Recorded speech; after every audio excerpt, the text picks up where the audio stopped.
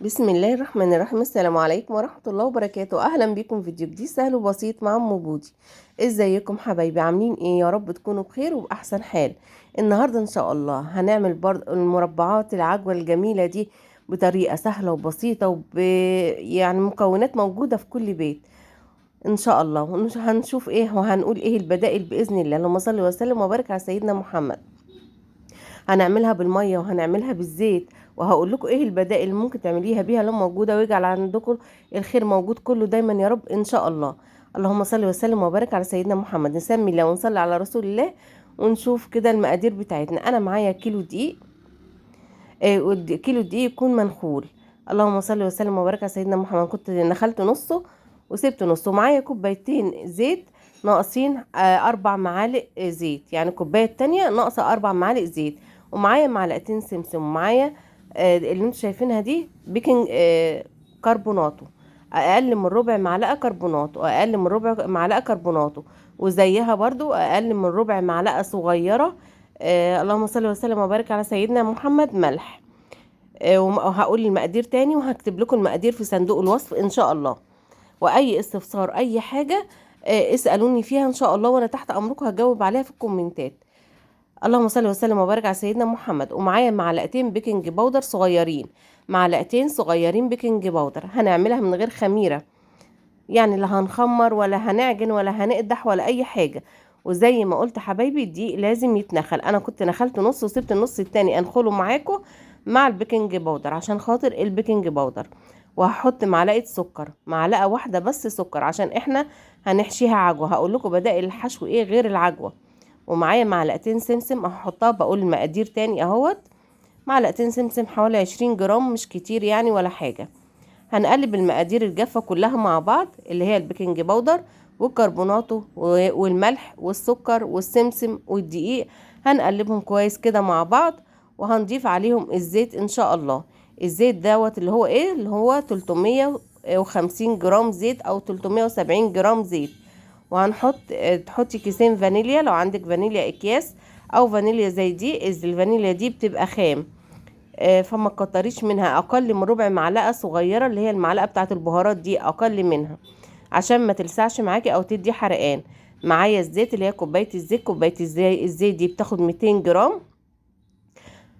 معايا كوبايتين هشيل منهم 50 جرام، يعني 350 جرام زيت.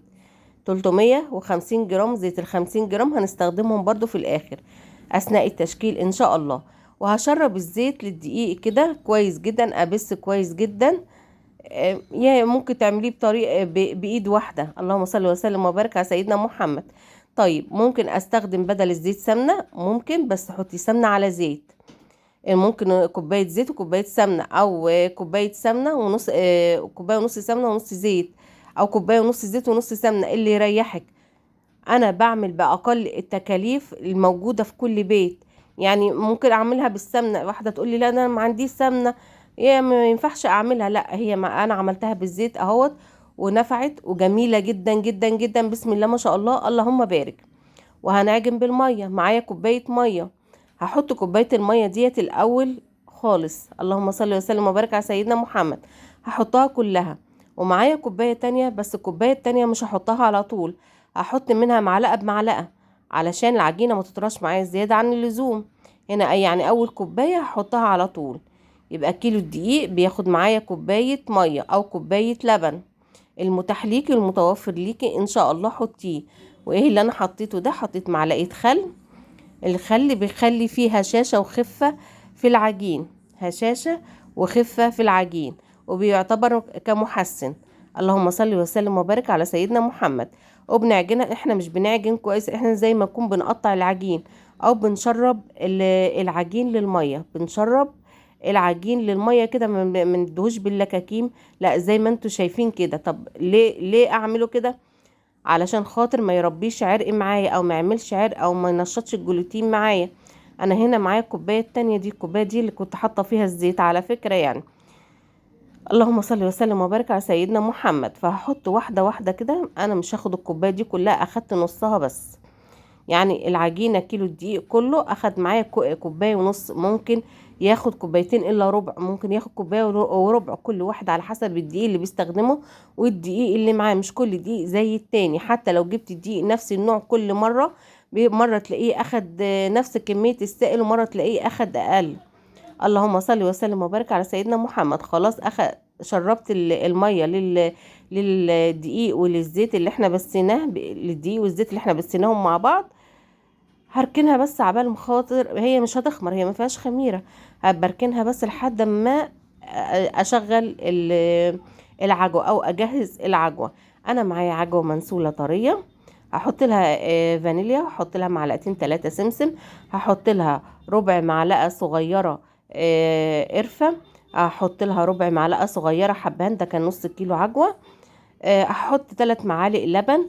العجوة هنا كانت معايا طرية، او العجوة لو كانت جامدة هتاخد لبن معاكي اكتر.